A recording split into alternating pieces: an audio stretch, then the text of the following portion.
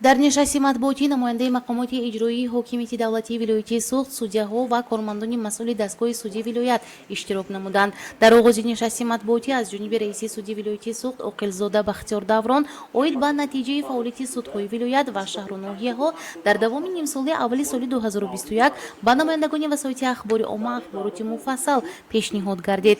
қайд гардид ки дар нимсоли аввали соли 2021 аз ҷониби судии вилоят ва судҳои шаҳру ноҳияҳо дар марҳилаҳои якум кассатсионӣ ва назоратӣ 19170 адад парвандаҳои гражданӣ, оилавӣ, ҷиноятӣ, маъмурӣ, дархостҳои мақомоти тафтишоти пешакӣ ва пешниҳодҳои муассисаҳои ислоҳӣ баррасӣ гардиданд.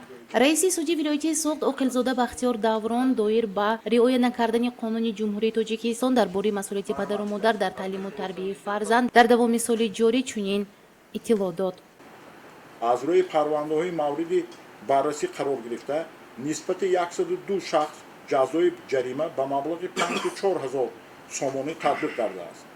инчунин дар давраи ҳисоботӣ парвандаҳои ҳуқуқивайронкунӣ вобаста ба қонуни ҷумҳурии Тоҷикистон дар бораи масъулияти падару модар ва таълиму тарбияи фарзанд 1944 адад парванда ворид гардааст ки назар ба соли қаблӣ 406 адад парванда зиёд мебошад.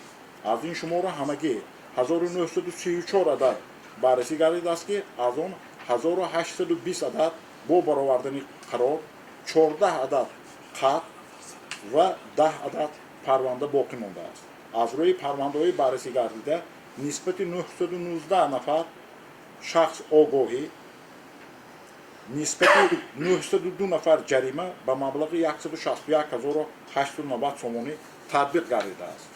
ҳамзамон дар рафти нишасти матбуотӣ гуфта шуд ки дар коллегияҳои судии судии вилоят 272 адад парвандаҳои ҷиноятӣ, 123 адад парвандаҳои гражданӣ, 175 адад парвандаҳои оилавӣ ва 49 адад парвандаҳои маъмурӣ баррасӣ гардиданд. дар давоми нимсоли аввали соли 2021 дар раёсати судии вилоятии суғд ба тариқи назоратӣ 31 адад парвандаҳои ҷиноятӣ, 5 адад парвандаҳои гражданӣ ва 12 адад парвандаҳои маъмурӣ мавриди баррасӣ қарор гирифтанд.